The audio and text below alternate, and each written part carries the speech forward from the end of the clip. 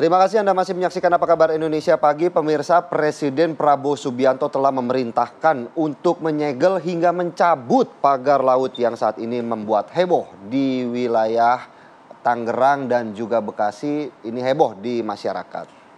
Hal itu disampaikan melalui Sekjen Partai Gerindra yang juga Ketua MPR Ahmad Muzani.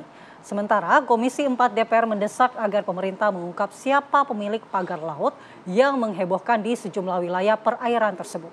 Tidak hanya itu, DPR akan segera memanggil KKP untuk menjelaskan duduk perkara pagar laut seterang-terangnya. Pagar laut ditemukan di sejumlah daerah di perairan Pulau Jawa. Setelah ditemukan di perairan Kabupaten Tangerang, Banten, pagar laut juga ditemukan di perairan Tarumajaya, Kabupaten Bekasi, Jawa Barat, serta yang terbaru di perairan Pulau C, Reklamasi Jakarta Utara.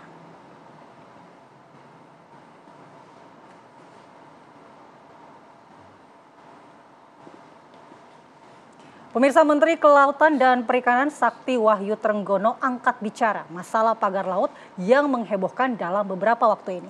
Wahyu Trenggono juga menyebut masih banyak permasalahan yang dialami nelayan dan pengelolaan sumber daya alam dari laut, termasuk garam.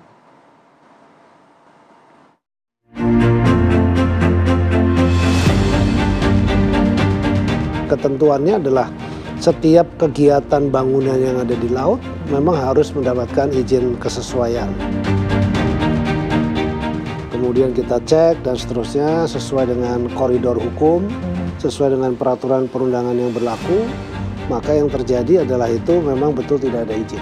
Tahapan berikutnya setelah dilakukan penyegelan, kita ingin mencari institusinya siapa. Nah, sekarang sejauh di bawah pengawasan Kementerian Kelautan, untuk produsen garam, petani-petani garam seperti apa? Kami memprediksi sebetulnya seluruh resources yang kita miliki ini kita bisa push untuk lebih meningkat, khususnya di masyarakat.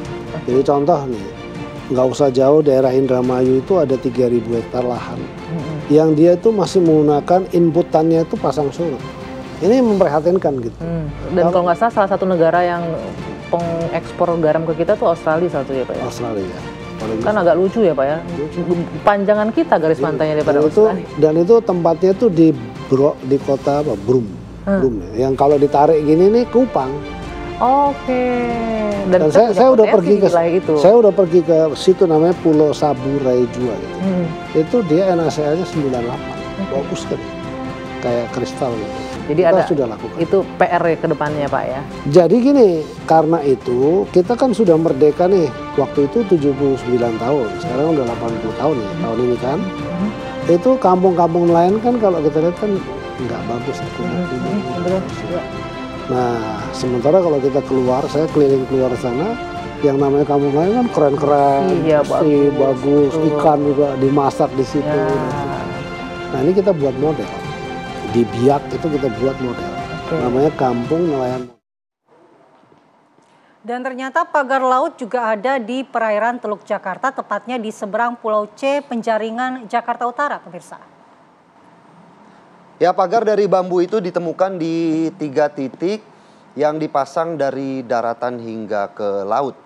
Salah satu nelayan setempat mengungkapkan pagar laut sudah terpasang selama 4 bulan, namun tak diketahui pihak mana yang memasang dan memiliki pagar-pagar laut ini.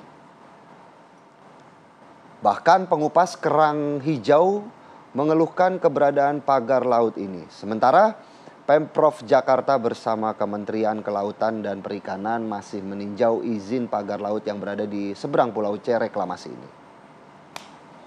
Belum beres yang di Tangerang dan Bekasi, muncul lagi ya. Jakarta Sepertinya Utara. Ini banyak sebenarnya, ya, cuma tidak menjadi sorotan. Tren yang negatif tapi.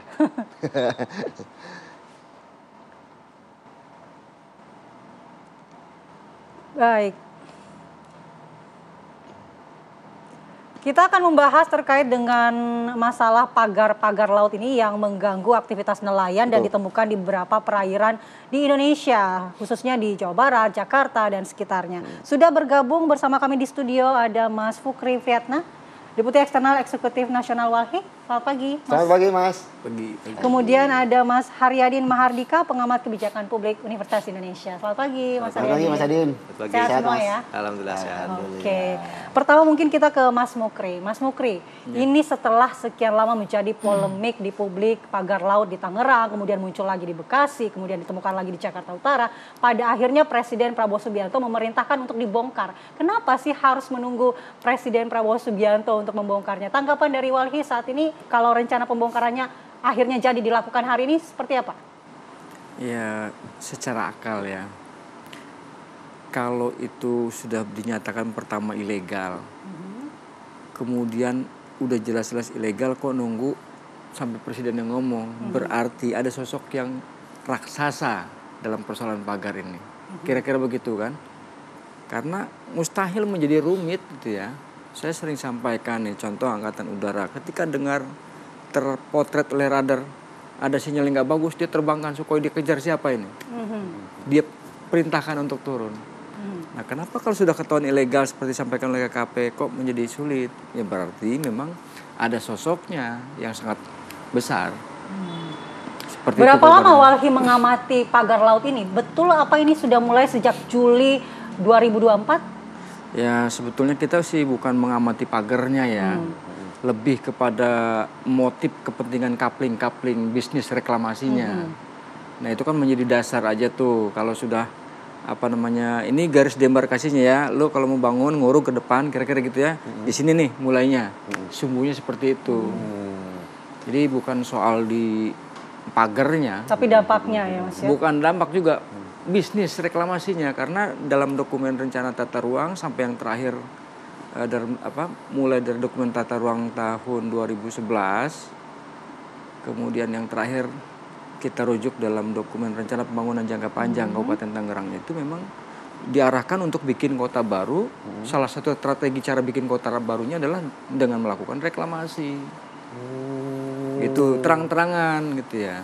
Nah agak unik juga nih buat kita. Kalau tidak ada pemohon yang gede gitu, sampai sabrak-abrak gitu kan, 9.000 hektar itu sabrak-abrak. 30 kilometer begitu. Ya, sabrak-abrak itu 9.000 hektar itu kan luar biasa tuh. Berarti ya 9.000 kali lapangan bola dia butuh untuk nguruk laut. Baik Mas Adin, tidak butuh waktu lama bagi Presiden kemudian memutuskan untuk langsung mencabut. Seperti apa kemudian, apakah memang perlu Presiden yang ngomong untuk langsung dicabut atau prosesnya seperti apa? Iya, kita perlu apresiasi ya. Mungkin Presiden kita cukup sensitif terhadap permasalahan yang dihadapi masyarakat. Dan ini juga bisa jadi momentum sebenarnya. Momentum bagi pemerintah untuk mereview kembali kebijakan-kebijakannya. Saya belum pasti apa atau tadi yang disampaikan Pak Mukri, ini bentuk proyek apa gitu ya, atau siapa dan sebagainya. Tapi kalau melihat dari rencana-rencana yang pernah disampaikan, ada proyek strategis nasional yang berada di kawasan-kawasan tersebut. Kemungkinan ini adalah proyek strategis nasional. Artinya kalau ini proyek strategis nasional, di situ ada berbagai macam keistimewaan sebuah PSN. Mungkin salah satu, kalau kita bisa lihat, salah satu keistimewaan proyek PSN adalah lembaga, instansi, kementerian yang terkait diwajibkan memberikan izin. Diwajibkan, jadi bukan lagi ada proses review yang mungkin lebih rigid, lebih objektif gitu ya kira-kira ya. Nah, jadi ada kata-kata diwajibkan. Artinya begitu itu sudah ditetapkan sebagai proyek PSN, semuanya harus memberikan izin. Nah, walaupun mengganggu proyek itu kemudian mengganggu, ya salah satunya kalau kita ambil contoh nelayan-nelayan yang kemudian kesulitan untuk melaut. Nah, itulah yang tadi saya katakan, ini adalah momentum bagi pemerintah untuk mereview kembali kebijakan ini. Apakah sudah benar kebijakan seperti itu? Apalagi kemudian Presiden sendiri sudah concern terhadap itu gitu. Ternyata PSN menimbulkan dampak negatif bagi masyarakat yang mungkin saja sebenarnya di proyeknya itu sendiri tidak melanggar, artinya tidak berada di lahan masyarakat, tapi adanya proyek itu ternyata menimbulkan misalnya kerugian ekonomi, kerugian mobilitas ya, kerugian itu akhirnya berdampak pada kerugian interaksi sosial, kemudian belum lagi masalah alam, lingkungan hidup dan sebagainya. PSN ini dimaksud adalah proyek strategis nasional ya Mas? Benar. Tapi kan kalau untuk di Tangerang ini belum ada pihak yang mengakui membuat pagar ini. Dan kemudian KKP menyegel, kemudian akhirnya diperintahkan untuk dicabut. Berarti ini antara pemerintah, kemudian siapapun pihak yang mendirikan pagar ini tidak ada koordinasi, tidak ada informasi, seperti itu Mas? Iya. Kemungkinan kalau koordinasi dan komunikasi mungkin ada, tapi kita tahu kita sendiri kan juga sedang dalam proses transisi pemerintahan ya. Saya yakin juga pemerintah yang baru punya ini yang berbeda, punya prioritas dan juga pandangan terhadap proyek-proyek nasional itu mungkin sedikit berbeda dengan pemerintah sebelumnya.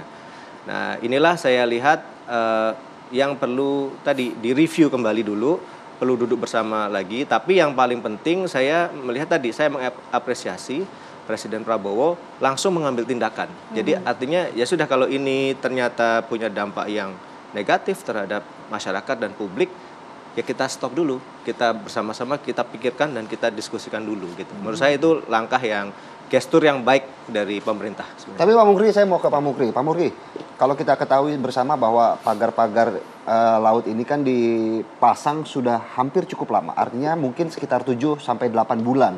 Apakah dengan durasi tersebut sudah cukup untuk merusak ekosistem yang ada di laut, atau setelah dicabut ini bisa kembali normal? Kalau untuk terumbu karang memang dia masih bisa, mungkin ya, sangat mungkin untuk kemudian pulih kembali. Misalnya kan gini, nggak mungkin dia menancapkan itu bambunya kena terumbu karang, pasti nggak mungkin. Caranya gimana? Kudu bawa material lain, namanya pasir, entah dicemplungin pakai karung gitu ya. Karena kalau dia ke karang kan nggak mungkin keras tuh, nggak bisa nancap. Nah yang jadi soal pas material berisi pasir dalam karung itu yang nimpah terumbu karangnya. Begitu itu kalau seandainya dia di lokasinya terumbu karang, itu yang jadi soal. Kalau lamun lebih gampang lagi kan ya. Kalau lamun kan tancap aja udah gugur, kena ke akar-akarnya kalau padang lamun. Sementara kalau dari pergerakan ikan sendiri kemarin juga sempat dikeluhkan bahwa pemasangan pagar laut ini bisa merubah alur dari pergerakan ekosistem ikan yang ada di laut. Jadi dampak ekologisnya ini kita sebut kenapa proses-proses seperti ini disebut bertentangan dengan nilai keadilan ekologis. Karena satu ya, dampak kerusakan ekosistem terumbu karang, padang lamun. Nah, konsekuensi dari kerusakan-kerusakan ini menurunnya jumlah jenis ikan, misalnya gitu ya. Menurun jenis itu bukan karena mati. Karena habitatnya nggak ada lagi, dia hilang. Jadi habitat juga berkurang, keragaman hayatinya juga berkurang. Seperti itu. Baik. Nah ini konsekuensi tambahan ke depannya, kalau kemudian semuanya sudah hilang, nelayan tuh terutama biasanya kan mengandalkan tangkapan tuh di pinggir tuh, ikan-ikan palagis. Terutama saat gelombang pasang yang dikenal dengan angin barat, disitulah mereka mengandalkan. Nah kalau sudah didembarkasi dengan bambu seperti itu kesulitan. Baik.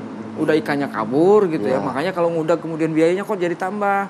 Kayak di luar kemudian dia harus berputar arah. Jangkauan jelajahnya itu jauh lebih dibandingkan dengan situasi yang normal. Baik. Kita juga ingin tahu sudah berapa besar sih sebenarnya kerugian yang dialami oleh nelayan-nelayan kita akibat aktivitas pembakaran di laut ini. Nanti tapi kita jeda dulu pemirsa, kita akan kembali lanjutkan dialog sesaat lagi.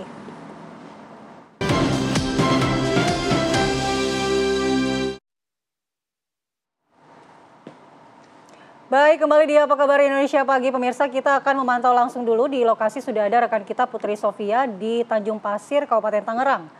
Iya, selamat pagi Putri. Bagaimana kondisi di sana? Apakah sudah ada tanda-tanda mungkin akan dilakukan pembongkaran? Ya, selamat pagi Andi Kumala dan juga pemirsa TV One. Benar sekali, untuk hari ini memang agendanya TNI Angkatan Laut Indonesia akan melakukan serangkaian operasi pembongkaran di pagar laut, tepatnya di tempat saya melaporkan saat ini di Tanjung Sari, Kabupaten Tangerang. Yang mana memang untuk pembongkaran ini akan dilakukan sebentar lagi, namun kami masih menunggu arahan dari pihak TNI Angkatan Laut, yang mana untuk rangkaian acara pembongkaran operasi pembongkaran pagar laut yang membentang sekitar 30 km di Kabupaten Tangerang sendiri ini akan dimulai dengan apel terlebih dahulu, yang mana nanti kita akan berkoordinasi dengan bagaimana proses dan mekanismenya nanti sebelum kita dan juga TNI Angkatan Laut akan melakukan pembongkaran pagar, yang mana untuk agenda pada hari ini operasi pembongkaran pagar laut yang ada di Kabupaten Tangerang ini juga akan dikomandoi oleh Komandan Pangkalan Utama 3 atau Danlan Tamal 3 Brigjen Hari Indarto, dan juga akan dihadiri dengan Kepala Dinas Penerangan Angkatan Laut yakni Laksamana Pertama TNI Imade Wirahadi Arsanta. Dan untuk bagaimana nanti mekanisme dan juga teknis dari pembongkaran laut yang akan dimulai di titik Tanjung Sari, Kabupaten Tangerang ini akan dimulai di sebelah timur kami. Nanti kita akan menaiki kapal feri bersama dengan awak media dan juga pasukan TNI Angkatan Laut, yang mana kalau kita tadi sempat bertanya kepada para anggota Dispenal TNI Angkatan Laut ini menyebut bahwa akan mengerahkan sekitar hampir 300 hingga 500 anggota ataupun personil dari TNI Angkatan Laut untuk sama-sama membongkar bagaimana pagar laut yang memang sudah menjadi perhatian dan juga isu nasional pada saat ini, yang mana kalau kita pantau memang kemarin pada hari Kamis yang lalu juga telah disegel oleh Kementerian Kelautan dan Perikanan di bawah Dirjen Pengawasan Sumber Daya Kelautan dan juga Perikanan. Dan bagaimana nantinya kita akan menunggu jalannya dari operasi pembongkaran yang akan sebentar lagi kalau kami pantau akan dimulai sekitar pukul 8:30 pada pagi hari ini, yang mana nanti kita akan mulai dari sisi timur dari pantai Tanjung Sari dari Kabupaten Tangerang. Untuk sementara kami kembalikan ke studio Ani Kumala. Baik, terima kasih atas laporannya Putri Sofia. Kami juga akan menyapa rekan kami Ikra Anggana yang juga sedang bersiap-siap ada di Pulau Cangkir untuk melakukan pencabutan pagar laut. Selamat pagi Ikra, bagaimana kondisi terkini di sana? Silakan dengan laporan Anda. Baik, selamat pagi Philip, Mala dan juga pemirsa. Saat ini kami telah berada di Pulau Cangkir, Kecamatan Projo, Kabupaten Tangerang, Banten, di mana memang situasi terkini pagi hari ini informasinya memang akan dilangsungkan pembongkaran pagar laut oleh pasukan dari TNI Angkatan Laut, yang dimana memang diinformasikan akan dimulai dari titik yang tadi sudah disampaikan oleh rekan Putri Sofia. Dan untuk situasinya terkini di Pulau Cangkir sendiri, ini adalah salah satu titik pagar laut yang membentang 30,16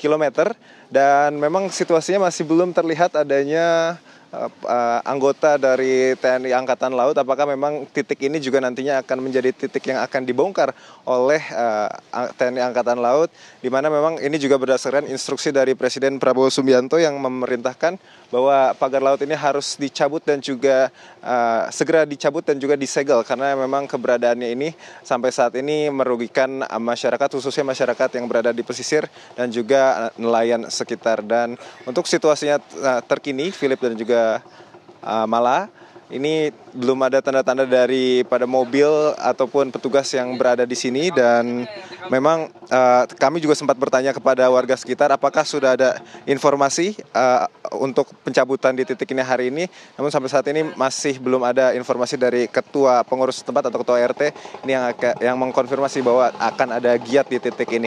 Philip. Baik, terima kasih Keranggana atas laporannya, dan juga tadi ada Putri Sofia. Kita kembali akan mengajak Anda untuk berbincang dengan para narasumber. Pak Mukri, kalau melihat dari skema pemasangan pagar laut ini, apakah memang ada kemiripan dari yang di Tangerang, di Jawa Barat, maupun yang di Pulau C?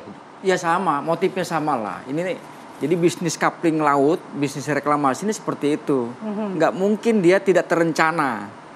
Gini, orang diciptakan sama. Kalau nggak pernah janjian, saya pasti akan beda-beda bajunya nih. Iya. Kira-kira begitu tuh. Tapi kan bisa aja kebetulan, Pak. Bisa aja kebetulan. Nggak mungkin kebetulan mau dengan cara yang sama. Metodenya, bentuknya, strukturnya. Ya. Berarti memang sudah direncanakan kayak pemain bola lah. Kalau kata pelatihnya, lu pakai seragam ini ya. Pasti kan begitu tuh. Yang beda itu strateginya. Cara masuk nyerangnya dari mana, bertahannya seperti apa.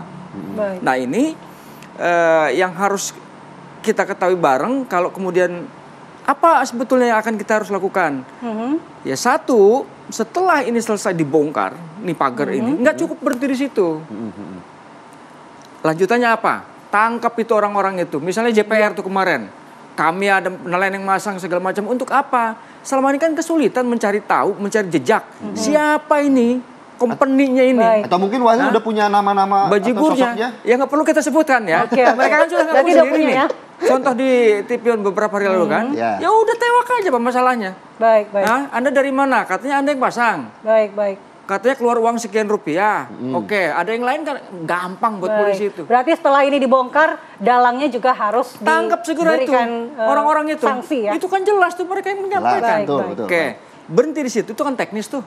Ya. Nah, yang paling penting ini momentumnya di 2025 ini adalah drop, hilangkan pasal-pasal tentang reklamasi. Kita itu. ke Mas Haryadi. Mas Haryadi, ini adalah momentum revisi bagi pemerintah untuk merevisi kebijakan wilayah pesisirnya. Seperti apa? Benar, jadi saya melihat bahwa keistimewaan yang bisa didapatkan oleh tadi ya, kalau saya mungkin di proyek strategis itu mesti direview ulang gitu. Nggak semua harus diistimewakan atau karena itu sekarang kayak semacam menjadi bom nuklir gitu ya. Ibaratnya kalau ada proyek yang kira-kira akan bermasalah, bom nuklirnya dikasih status PSN. Tapi itu tentu saja namanya bom nuklir ya. Semuanya kalau kena tuh bisa kemana-mana lah. Tidak. Lebih baik kita punya kebijakan yang sifatnya smart bomb lah ya. Jadi kalau kena itu ya benar-benar kena sesuai tepat sasaran gitu. Kira-kira begitu. Ya. Baik, terima kasih Mas Haryadi atas waktunya bergabung di Apa Kabar Indonesia Pagi. Pak Mukri juga kita harapkan bersama-sama ini selain dibongkar juga dalangnya bisa segera diberikan. Tangkap gitu kalau tangkap, tunjukin ke ini. Ke publik ini loh penyakit-penyakit. Baik, terima kasih. Baik, terima kasih. Dan pemirsa, perbincangan kami terkait pembongkaran pagar laut juga sekaligus mengakhiri jumpa kita di Apa Kabar Indonesia Pagi. Saya Filipus Yonaso. Saya Andi Kumala, terima kasih perhatian Anda. Sampai jumpa, selamat beraktivitas.